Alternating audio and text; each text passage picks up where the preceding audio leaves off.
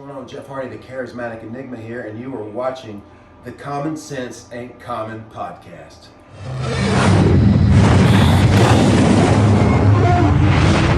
Bitch, I'm that damn good. Smoking on some good, some Rousey on the wood. Standing on the shit so you can get it understood. It's pedigree in me because I'm that damn good. Bitch, I'm that damn good. Bitch, I'm that damn good. Smoking on some good, something Rousey on the wood. And bitch, I got the belt so you just get it understood. It's pedigree in me because I'm that damn good. Bitch, I'm that damn good. Big old body, I'm turning. Big old wood, I'm burning. Big old booty, I'm yearning. Big old bucks, I'm earning. I put it over the ground. Put your Rigo behind her. I'm on to give her that weight. Yeah, she in there living like China. Earning my stripes at referee. I put a ring on the Stephanie. Me and the team is building a legacy, winning the gold separately. It's time to play the game. I had to change the name. Rolly the band is playing. You couldn't find a stain. Bitch, I'm that damn good. Smoke. Yay, yo. Yo, ladies and gentlemen, welcome to episode 27 of the Common Sense Ain't Common podcast. As you know, I am your host, the illustrious Dame Don. If you don't know what illustrious means, you're gonna have to go find it on like another episode or something. Like, I'm not going back into that. But welcome everybody to the Common Sense Ain't Common podcast. If this is your first episode, welcome. I appreciate you for coming. I appreciate you for watching and subscribing. Make sure you like that video. Everybody just take a minute and like that video. Before we get started, make sure you all are following me on my social sites. My Instagram is at Dame Don with 2 N's and 2 E's. And my Twitter is at Dame Don. Let's just jump right in. For the last couple of weeks, we've been kind of bouncing around because, I hadn't covered wrestling for a while, but I think we're a little bit more on track now. We're still kind of going to be bouncing around, but we will be more on track and more up to date with like the news that is going on, because it has been a mix of like real news and like old news. But first, I just want to get started by saying that everybody is so focused on them changing NXT and them taking NXT from Triple H and things like that. I feel like we need to focus on the bigger picture. Like, something is seriously, legitimately wrong with Triple H. Like, they didn't just take NXT away from him because they wanted to take NXT away from him. And I believe I covered this on the last episode, but if I didn't, I'm covering it again right now. And if I did, I'm covering it again. Sorry. But like, yeah, something is like clearly seriously wrong with Triple H. So I do understand that everybody's upset and, don't change NXT and don't change NXT. But like, we need to kind of think of the bigger picture. Like, something is legitimately wrong with Triple H at this point. Like, something's really wrong. Keith Lee and Mia Yim just got married. Congratulations to them. And speaking of Keith Lee, he did just make his AEW debut. Keith Lee is officially all elite. He came in and looked like a fucking monster, like a fucking star. He came in and looked like Keith Lee in NXT. He came in and he looked like what he should have looked like on the main roster. Now, the vision and where that went wrong in the WWE, I'm not really sure. I don't even really want to get into it, just simply because, like, it's over. It's nothing we can really do about it. Like, it happened, it's come, it's gone, it's over. There's nothing we can do about Keith Lee in WWE.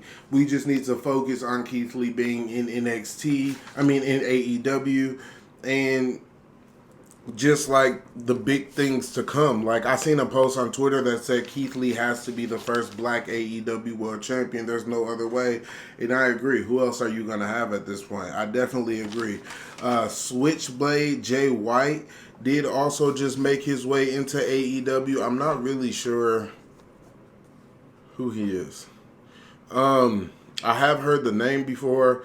I think I might have seen one of his matches, but I'm not really too familiar with the New Japan stuff. Like, I watch the big stuff. I watch the stuff like that's posted, but there's like a really big time difference with New Japan and stuff like that. So there's kind of like a disconnect with me and New Japan. So like, I know him, but I don't know him. Word has come out that Shane McMahon is actually still working with WWE. Of course he is. Shane is a McMahon. And that's why when I reported it last week, I did it in quotations because Shane is a McMahon. Even if he's not necessarily in the WrestleMania match or he's not as hands-on in the plans, there's no way you can sit and legitimately think, oh, they fired Shane McMahon. I even seen a post sometime last week that said WWE executives called Tony Khan to make sure that they don't hire Shane McMahon. Are you serious? Like, who is making this shit up? Are you serious? Who's making this up? Who's making this up? After Mickie James' appearance in the Royal Rumble, Impact had their highest viewed show of the year. It was still only like 100,000 people, which is kind of I definitely feel like Impact needs a new channel. I definitely feel like there's too much good content going on Impact for the views to be so low, much like the Common Sense and Common podcast. We have that in mind, Impact. But I definitely feel like Impact needs to try to get back on Spike or something, because Impact on Axis, it's just not working. It's really not working for them at all. I was going to go in order, but I am just kind of all over the place. So let's just talk about the point that I made last week with the whole MJF, Finn Balor, Austin Theory, CM Punk thing. I feel like people took what I was trying to say and they completely flipped it into you're just a Finn Balor fan, and I've even been called a CM Punk fan, which is probably like the biggest insult I could take as a wrestling fan right now, is that, oh, you're a CM Punk fan. Somebody called me a CM Punk fan. I couldn't believe that. Literally had nothing to do with the people that were in the example. It was just my example. And to prove my point, I have actually another example. Britt Baker, last week on Rampage, talked about how she brought Mercedes Martinez into AEW to take out Thunder Rosa. But she mentioned her being fired, or, oh, if you don't listen to me, this will be just as short-lived as your last job, or whatever she said. And that was fine. Everybody was like, oh, Britt just burned her.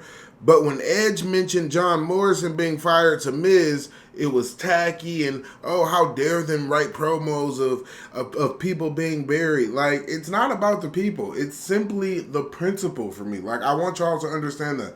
These are simply principle things. Like, I love Britt Baker. I love DMD. I love Britt Baker. I love Mercedes Martinez. I love Edge. I love John Morrison. I love Miz. Like, it's not about the people. It is simply about the principle. If it's not okay in WWE, it shouldn't be okay in AEW.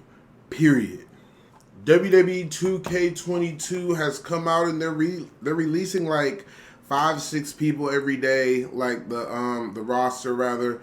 I want to see some entrances. They release like maybe a 2-minute video of gameplay. I want to see some entrances. I want to see gameplay. Like, the game comes out in like less than 30 days. I need to see something. I think it comes out on like March 8th and it's February 10th. So like, I need some entrances. I need some gameplay. There was also like an iconic shirt spotted in the crowd. So I think we're going to get the Iconics in the game, and that would be great. I love the Iconics. Huge Iconics mark. Hope we get the Iconics. Make sure you all are watching The Inspiration on Impact on Axis.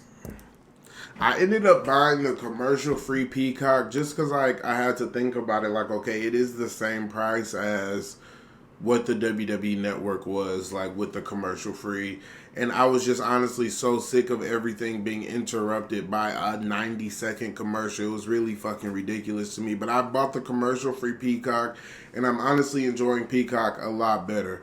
I've been watching a lot of documentaries and things. I've watched some Beth Phoenix documentaries, and the interviews I told you guys about last week with Becky Lynch and Nia Jax and Jade Cargil. All of those obviously weren't on Peacock, but the Becky Lynch one was. If you are having frustrations with Peacock, I maybe suggest you getting the commercial-free version. I haven't really been having that many issues with it since I've done that. If you all have done that, maybe I'm an idiot and I should have done that. But, you know, I just did that, so maybe you guys should do that. I just wanted to share that with y'all. I feel like you have to really be careful with the dirt sheets, what they post.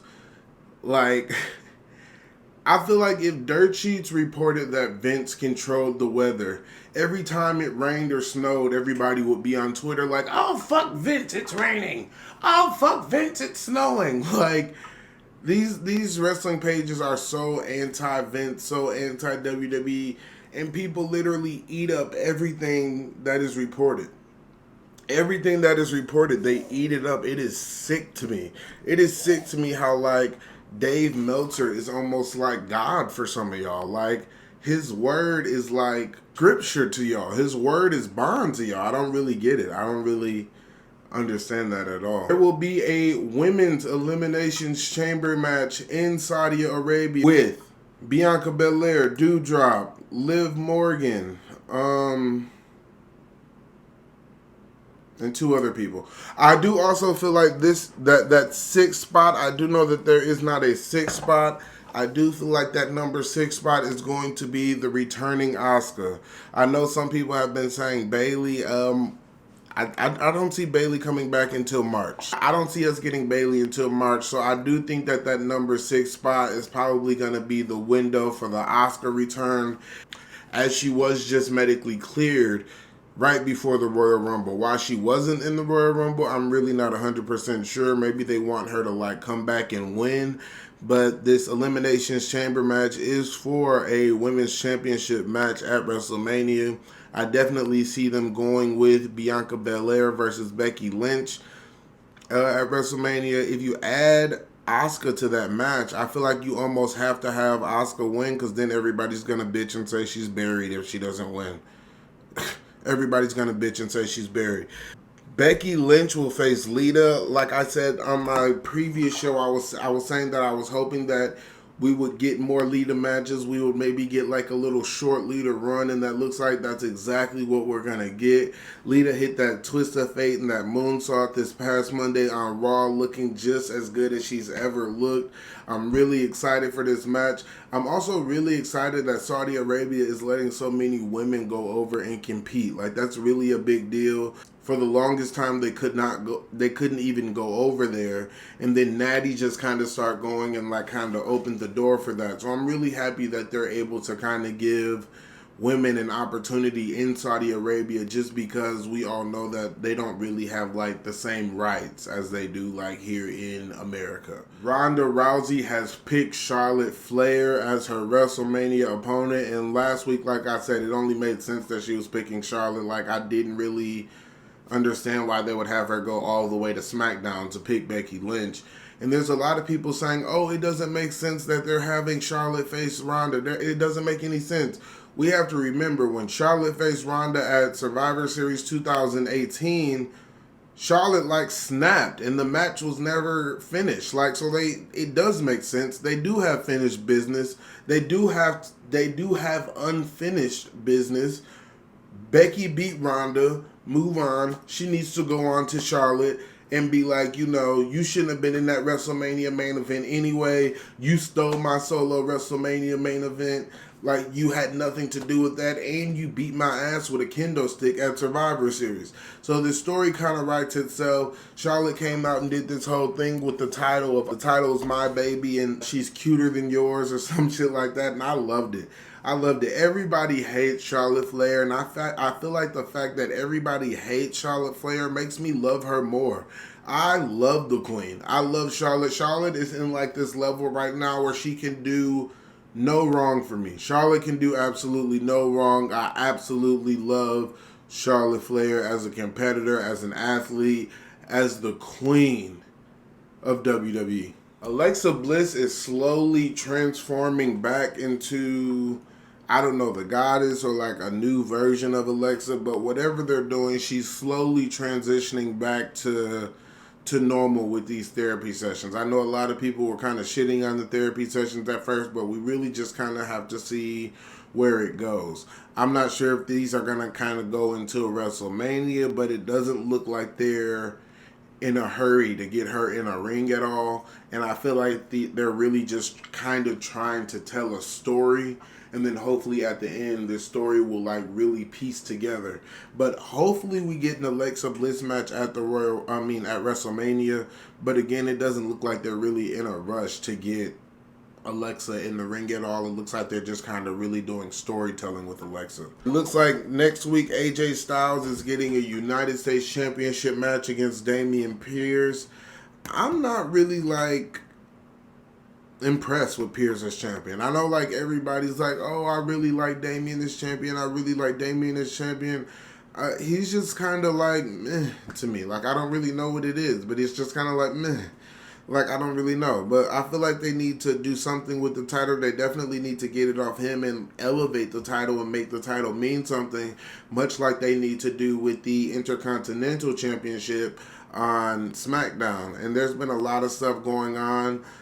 There's been a lot of stuff posted in the last week saying, oh, I remember when Miz made the title prestigious, and Miz is the only person that can carry the title and make it prestigious, and I do feel like that is true to a certain extent, but I feel like one person you can put it on right now is one person that needs it, not only to be a Grand Slam champion, but I feel like he is just a legitimate badass, and that would be Sheamus. I feel like you could definitely have Sheamus take the title off of Shinsuke Nakamura, and that would make him a Grand Slam champion and somehow hopefully make the title prestigious again, because these lower card titles need to be prestigious. They need to feel like when you win this title, you're on the way to the big title. Like, they made the new designs and they look great.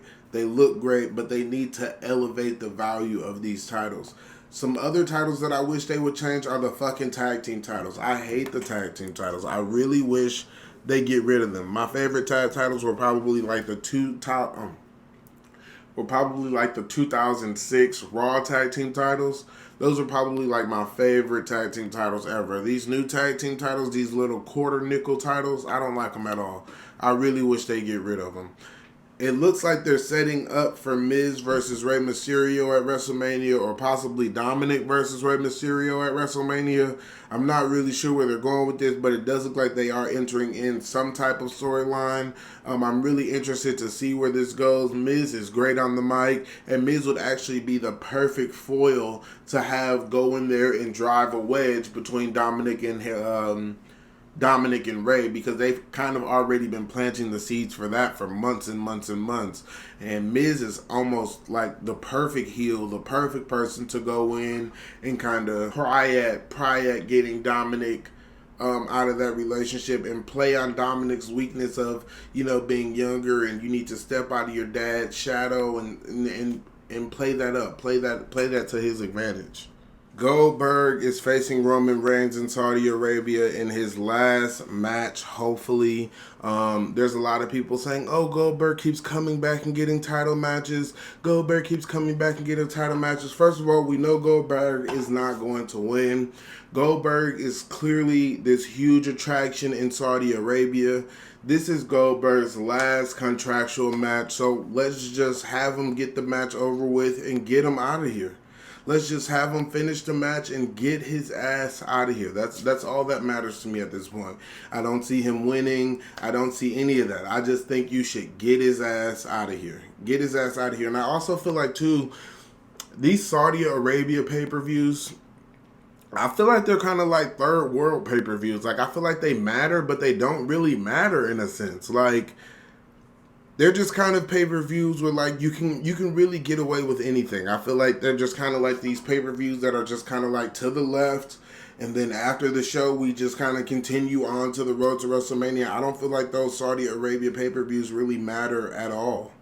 At all. There has been a lot of talk online lately about Big E and being put back into the tag team division with Kofi Kingston. I feel like a lot of people are forgetting that they were saying that Big E was failing as a champion. A lot of people were saying that the title run didn't really sit right with them as a champion. And now y'all are mad that he is back in the tag team. I feel like you can't really compare him and Kofi's situations. Kofi had a tremendous title reign. Big E's title reign to me was just meh. It was just meh. Like, I don't really know what it was. I don't know why it didn't really click for me. But I really enjoyed Big E's climb to the top more than him actually being on top. Versus with Kofi, I enjoyed his climb to the top. And I enjoyed him being on top as well. But like when Big E won the title, it was just kind of like, okay, what now? Like it didn't really click for me. Like I was really happy when he won the title, and then after that, it didn't really click for me. So I feel like you guys voiced your opinion on Twitter, and you all said that, oh, I didn't like him as a singles. I think his run failed as the WWE champion. Da da da da. Here we are. He's back in the tag team with Kofi. I feel like WWE is in this position where they're damned if they do, damned if they don't. They give y'all what y'all want, y'all complain about it. Yet they don't give y'all what y'all want, y'all complain about that too. So like they're really damned if they do, damned if they don't. I do feel like Big E's title reign was meh. Would I have put him back in a tag team right away? I don't really know. But at the same time, what does he do from here? Because they're not giving him another title match. What does he do at this point? So why not? I mean, it keeps him on TV. It keeps him doing something versus just sitting in the back. Because it looks like if they didn't put him back in the tag team, he would just be sitting in the back. So at least he's doing something. Speaking of tag teams, I think you need to give Kevin Owens and Seth Rollins the tag team titles. I think you should just give them to them at WrestleMania. I'm actually really enjoying this Alpha Academy thing. I know there's a lot of people that were kind of shitting on Otis and Chad Gable winning the championships. I think they both deserve them. I think Otis has been through so much shit with getting his hair cut and being split away from Mandy after that great storyline. I feel like Otis and Chad, they definitely deserve this tag title run. I think you should keep the titles on them until Mania and have them lose to Seth Rollins and Kevin Owens if they don't have already something else planned for them. I would definitely like to see a tag team title run out of them. I would definitely like to see them just as a full-fledged tag team for a little while. Quickly, let's just jump back to the Royal Rumble. I feel like Liv Morgan honestly should have won the Royal Rumble. Liv Morgan was my pick to win the Royal Rumble before she got her title match against Becky. Liv Morgan should have never gotten a title match against Becky. Becky should have dodged Liv the entire time until WrestleMania. Liv should have fought to be champion, and Becky just dodged her as a heel. She just continued to dodge her, forcing Liv Morgan to win the Royal Rumble and pick Becky Lynch to wrestle at WrestleMania. That would have essentially gave Liv Morgan like this Daniel Bryan story, because then everybody would feel like, oh, Liv's being held back, and oh, they're holding Liv down. Oh, why don't they just give Liv the title? Just think, if they had never given Liv the title match at day one and even before that, and you drag that story all the way out to WrestleMania, Liv is the guaranteed sentimental favorite. There would have been people in the crowd crying if she won the Royal Rumble, because everybody would have known that she's picking Becky Lynch that next Monday. Like, the anticipation would have been so high, they could have had Liv Morgan come out and pick Becky Lynch the same night at the Royal Rumble. Like, that's how high the anticipation would have been. But I do think they kind of squandered that opportunity by giving Liv Morgan so many title matches ahead of time. Like I said, she should have never won the title, and she would have pretty much had like a Daniel Bryan story. I definitely think that would have benefited Liv a lot more. Let's just jump on over to NXT. God's greatest creation, Mandy Rose, is killing it as NXT Women's Champion. She's beaten Kaylee Ray. She's beaten Raquel. She's been in War Games. Mandy Rose has been doing her shit. You need to put some respect on the name of our NXT champion, God's greatest creation. I'm forever their fan of the week. God's greatest creation. Mandy. Put some respect on the champion's name. Io Shirai did return to NXT this past Wednesday, and I was really happy that she returned, because I was actually wondering, like, where the fuck is Io? Like, I was actually thinking last week, like, whatever happened to Io? Where's Io? So I'm really happy to see Io is back. It looks like they may be doing some type of triple threat with Kaylee Ray and Io and Mandy for the championship. So it's really interesting to see where this story goes. Dolph Ziggler has made his presence felt in NXT as he headed down to the contract signing with Braun Breaker, Tommaso Ciampa, and somebody else. I don't remember their name. But he interrupted them and basically said he wanted their title. He wanted a title match. I feel like this is exactly what Dolph Ziggler needs to like rejuvenate his career. This is exactly what Dolph Ziggler needs to like show people he can go in the ring. Well, remind people, because everybody know Dolph Ziggler can go. But to remind the higher ups, remind just people that may have forgotten, hey, I'm here, I'm a former world champion. I should be a multiple time former world champion at this point, and you guys have been holding me back, and let me show you what I can do. That is what I think we're about to get from Dolph Ziggler, because Dolph Ziggler's like 40 something, you know, so he won't be wrestling forever. His time may be wrapping up soon. Like, you just never know how many bumps these guys have left on their bump card. So I definitely hope that we get a really nice run from Dolph Ziggler in NXT. I don't see them taking the title off Braun Breaker so soon, but I definitely hope we get like a lengthy Dolph Ziggler NXT run, and then I hope they change Bobby Roode back into glorious Bobby Roode, and you know, push him too, because Bobby Roode was a guaranteed world champion when he left NXT, and then he got to the main roster, and he's just been just like Big E's title reign. All right, let's jump back into AEW. Inner Circle looks like, I guess it's broken up. Sammy Guevara kind of could just give a shit less. Hager's going to have to hold on to Jericho for dear life. And then the other two guys, why can't I think of the Hispanic tag team's name? I don't remember, but they're obviously going to be a tag team and just kind of leave the Inner Circle. Jericho and Hager do have a tag team match against the other guys. I cannot think of their fucking names. This is really irritating. But I can't think of their names, but they have a match against those two. So I guess the Inner Circle is pretty much done, or is on the way to be done. And I guess they had a good run. I don't really know how you would describe that. I guess we're going to just have to see where the story goes. A lot of fans are a lot harder on Jade Cargil than I think they realize, and I think that they should be. In that interview last week, I actually learned that the 27-0 record that Jade has is actually legitimately how many matches she's been in. She's legitimately only been in 27 matches in her whole wrestling career. So I feel like we can't really compare Jade to people like Thunder Rosa and Britt Baker and people that have been doing this for so many years, just because she does not have the experience. Jade Cargil at this point in time legitimately has not been wrestling more than a year. Legitimately at this time, she's not been wrestling more than a year. So I feel like we can't really be too hard on Jade. I think some people are too hard on her, and I think she lets people know that she doesn't give a fuck too. That's really what I like about her. She's so confident in herself, and you can call it arrogance, but Jade truly does not give a fuck what you think. Tony Khan has stated that there's a lot of AEW OGs that they will not be re-signing just because there's a lot of new talent coming in. Basically, after I read what he basically said, you know, fuck the guys that were helping me for the last 2 years. WWE just released a bunch of guys, and I want them. That's basically what I read. He basically said, oh, you know, I kept a lot of people that I maybe shouldn't have kept during the pandemic, and yada, yada, yada. But, you know, with all of these new signings coming up, I think it's time that we let some of them go. So basically, fuck the people that helped us during the pandemic, even though I wasn't really using them. I'm going to go and get these WWE guys, basically. But I do kind of see where he's coming from, especially if he's not using them and there is better talent out there. Why not get the better talent?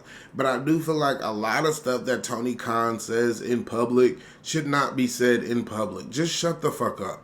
I feel like that's what it is too. Just shut the fuck up sometimes. Like, some of this shit should just be said in the locker room, and that's it.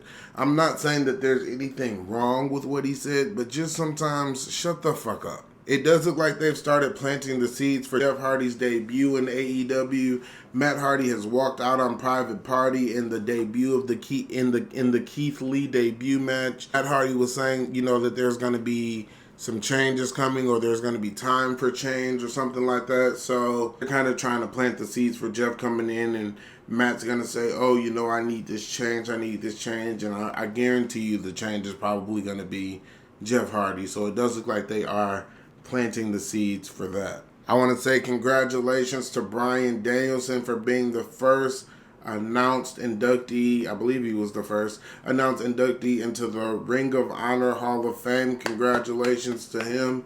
Definitely built his name in Ring of Honor along with a lot of great names. I definitely have gone back and watched some of his Ring of Honor matches, not as many as I would like to. I definitely need to kind of try to find like a huge library of Ring of Honor stuff or just Bryan Danielson stuff. So if you know of where I can find like just a library of Bryan Danielson matches and promos pre-WWE, I would definitely appreciate that. The whole deathmatch thing, I don't get. Death matches are just not my thing. I know everybody thinks that they're so cool and all that. I'm not really sure what kind of audience death matches are targeted for, but I'm not in the demographic. I'm not in the audience that they're looking for at all. Like, I'm not in the demographic. I don't really enjoy them. Like, I feel like the whole time I'm watching them, I'm just kind of watching, like, what am I watching? Kind of like how I used to do ECW. When I rewatched ECW on the network, and I would just watch some of that shit like, what the fuck is going on? Like, in real life, what the fuck is going on? Death matches are just not for me. They are not my thing. I'm not really sure what audience they're targeting with those, but I'm definitely not in the audience at all. On tonight's SmackDown, not too much has been announced as of yet, but we do know that Charlotte will be defending her women's championship against Naomi. I'm really happy that Naomi is getting this opportunity, but unfortunately she will lose as Charlotte is on her way to main event, the show of shows, the granddaddy of them all, Wrestlemania. So I'm really excited for that. Good luck to Naomi, but the queen will make you bow down to her throne. That is all I have for you guys today. That was the weekly wrestling report by me, your host, Dame Don of the Common Sense Ain't Common podcast. Next week, I will be doing Elimination Chamber predictions. I'll go ahead and cover the card, cover the weekly event, and then just kind of give you what I think is going to happen at the Elimination Chamber, because I do believe that is next week, right? Yeah, that's next week. So we'll do Elimination Chamber predictions next week. And for the people that watch the non-wrestling episodes, I will see you on Monday. Thank you guys so much for watching. Please make sure you like, subscribe, and hit those socials. Appreciate you guys. That nigga cold, dog. I got a cold shoulder for a fuck nigga if he prove he a mug. I'm pulling up, I got the hammer. I threw an X on the banner. She ain't there throwing that ass at me, but I wouldn't fuck if she Bama. She call me Billy like badass, I call her Billy like Jean. I never stack on the fast cash, even the jacket is jean. If it's a problem, I'm coming direct. I ended up making a